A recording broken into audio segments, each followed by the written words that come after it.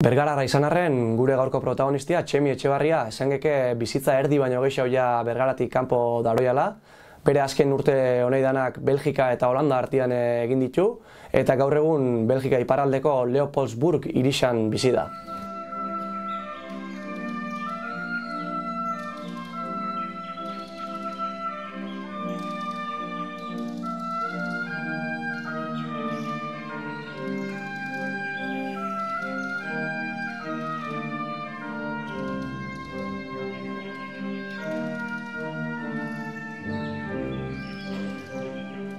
Txemi Etxebarria, arratsaldeon.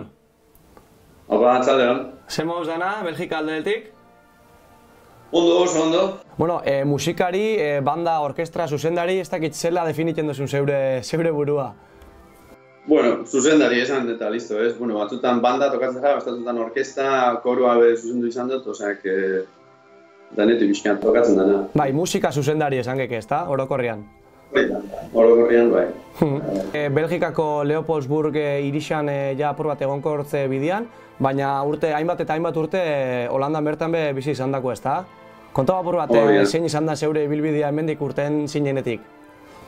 Ba, bueno, ni honintzan Bilbon ikasten lehenengo, eta gero handik beka batekin Holandara joateko aukera eukin eban, eta irakaslea pixkat ikusitzen, ni naiz trompa jotzen dut, berez, eta trompekatera joan nintzen atzerrira.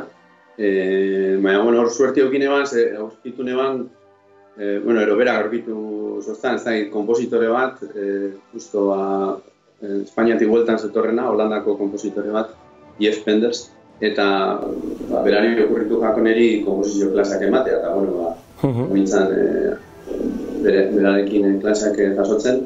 Eta hori hasi nintzen pixkat interesatzen, pixka gehiago, ez bakarrik instrumentua, baina konposaketa eta zuzendaritza. Orduan, erabaki neban zuzendaritza ikasten hastea, eta egin dituen 4 urte Maastrichten, eta gero 3 urte Anverezen, masterra egin. Eta, bueno, lana berez Holandan egiten dut, baina bizi Belgikan bizi naiz. Hori da, bai, mugan bizi zaren ez, esan geke zeure bizitzia bi herrialdeen artean egiten duzula, ez da? Bai, egun baten egoneik Belgikan, gero Holandan, eta deskuian Alemaniatik paseo bat eman daitxek, bai, hortarako zundu dago. Eta urte guzti honetan, hainbat eta hainbat musikari lotutako hainbat eta hainbat ikasketa, esan duzunez, hainbat formazio, baina baita kontzertu da, ez da? Makina bat kontzertu. Banda diferentiekin eta orkestra diferentiekin. Dauzkat, 3 banda dauzkat hemen, eta banda bakoitza bere programa dauzka, batzuk gehiago zentratzen dira musika harinean ero, beste batzuk serioagoa, beste batzuk beste kontzertu mota batutan, orduan pixkat dana kombinatzen dut. Musika garaikidea beste talde bat sortu bai, orain dela gutxi Rotterdamen. Kontzertu bat eman dugu, Sorian egon ginen. Sorian egiten dira, urtean behin egiten da memoria historikoko ekitaldi batzuk. Ez bakarrik kontzertua, baina hitzaldiak eta antzerkiak eta egiten dira, eta hor inbitatu zuzkoen guri, zeguk eraman dugu hor, hain famatuak ezin izan ziren kompositoreak, ez? Zer Franco garaian, errefuxiatuak izan zian, ero fusilatuak izan zian, berreskuratu dugu euron musika, eta, endala, urtarrian nintzen zela, Bilbon egon nintzen, txapelketa baten, eta, sorteokin irabazi nuen, eta orduan, era daukat orain bueltatzeko Bilboko banda zuzentzera. Orduan, programa hori prestatzen da pixkatxo bat, bi aldu behar da, ze pieza ero, iraian izan hau, baina orduan horrekin. Eta hori be politia da, azkenean lanak berak emutotzu aukeria baita etxera edo etxetik gertu itzultzeko bai, ez da? Bai, beti neukan gogoa txapleketa hau egiteko, eta batzutan ez uzan ondo koinziditzen, eta aurten ondo koinziditu ez da, denborakin ikasteko eta gozada bat izan da, zekaro, ni Bilbon ikasin eman, dala 20 urte, eta ara bueltatzea berriro, ez? Eta gainera olako zani bat eramatia, zora garexan, berriro iraian bueltatuko naiz, orduan, noizean behin ibiltzen nahi izan dik ere gauzak egiten, bergaran edo bai, Musika alde batera itxi eta zeu bizizaren lekua izpide hartuta, Leopoldsburg, ez da esan dugu herri txiki badala. Hiri hau sortu zen base militar bezala. Gerra garaian, Alemaniari aurre egiteko, hemen oso gertu dago.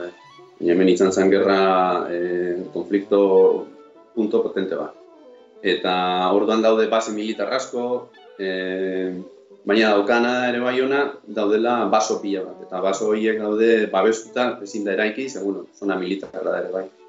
Orduan guzti gara justo horlako zona baten, herritik ez oso urrun, baina etxetik irten eta basoan zaude. Eta hori goza, lasaitasuna, animalia, txorixak, ez dakit oso naturan nahiko sartuta eta lasai bizitzeko. Ezin jobia. Eta bigarren mundu gerra aipatuta, horri lotutako antzerki bat be, iten da okeres bana urtero, hor bertan. Bai, urtero hemen antolatzen dau, herriak berak egiten dau antzeslana, bai etortzen dira profesional batzuk, kantanteak eta aktoriak eta, baina bestela beste guztiak herrikoak dira. Eta antolatzen da, ez dakit, Bergaran egiten den San Martin estampak bezala, urtero behin, eta hemen ere olako antzerakoa, baina bigarren mundu gerrari buruz, nahiko potentia. Oraindik ezin izan dut ikusi, baina, bideo batzuk ere egon naiz ikusten, eta herriko jende batzuk izan dut ditut ere bai, eta... Interesa edo jakimina pizten dagoen beste bi ekitaldi baita importantienak, bat Harley Davidsonen rally edo erakustaldi hori, eta hegazkinena bai, ezta? Bi horrek izaten dira. Gu gauden tokitik oso pare bat kilometrotara, orduan tokatzen jaku hemen bertan, buru altxatu eta daukagu, hegazkina pasatzen dira, baina dia kriston espektakuloa, hegazkina handia, baina gero hegazkin militarrak, kriston piruetak ematen, eta, ikusteko kuriosoa da, bai. Zarata pixka eta dute, baina, Eta Belgika, herrialde moduan, Txemi, zer eskaintzen dago? Oso herrialde kuriosoa da, ez dakit, hasita dauzkara hiru hizkuntza. Flandiarra gero dauka, baloier, frantzesa, dana berez. Eta gero euneko lauan gutxi gora bera alemana. Alemaniera, ez da? Eta gero, identitate aldetik eta nahiko banatuta dagoela esangek, ez da, edo? Nik gehiago egiten dut lan alde flandiarrean, ez dakit, baina bai esaten dute adibidez alemanak, pasan un poquito del asunto, dirua jartzen dute eta hor posi bizi dira. Bai dago bat konfliktua, baloiak eta flandiarren artean, adibidez Bruselan, asko hitz egiten da frantzesa, eta frantzes bati, Flandiarra azkenean holandesa bezala da. Bai. Holandesa hitz egiterako orduan igual euro frantzesez erantzungo dutzu, edo frantzesa asko ez ere maia galto. Bai, barratasun puntu hori bai euren artean. Norrelatzen, horren ja gauzak aldatu dira, eta politikan beha horrela da. Parlamentua da gozatuta oso variopintua da azkenean. Eta hemen ere, Espainian asko kexatu dira gobernuarik egon diela ez da izan denbora, baina Belgikan nahiko arrunta da, igual urte bat, gobernua formatzen egoti, orain dela gutxi ere egon dira. Orain dela gutxi arte, utzegoen adibidez gobernua inor. Orduan, nahiko kurioso da, eta gero hori dauka, famatua dira Garagardoa, adibidez, ez?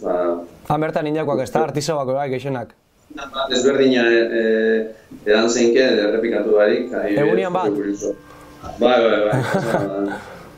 Eta, horlako gauzak eta... Eta gero adibidez, janarixia idagokizionez, gastronomia idagokizionez, bako janari tipikorik edo tradizionalik? Mejilloiak adibidez, oso famatu ari, kazuelakada bat, mejilloia, igual kilo bat, pertsona bakoitzeko berdura pixka batekin, eta beti alboan patata frekitxoak. Maionesa belgarekin gainera, euron espezializatea. Eta egin esan, hasieran arraroa da ez, baina, guan naiz oitxuten eta bai. Oso ondo, Txemi, mila esker danagatik, eta suerte hon aurrerantzian be, zeure ibilbidean, eta ez dakit, laizterra bertan, etxian bertan ikusten zaitugun berrez be. Hori da, zergatik, zuei eskerrik asko. Ondo segi, besarkada bat, gero arte! Agur!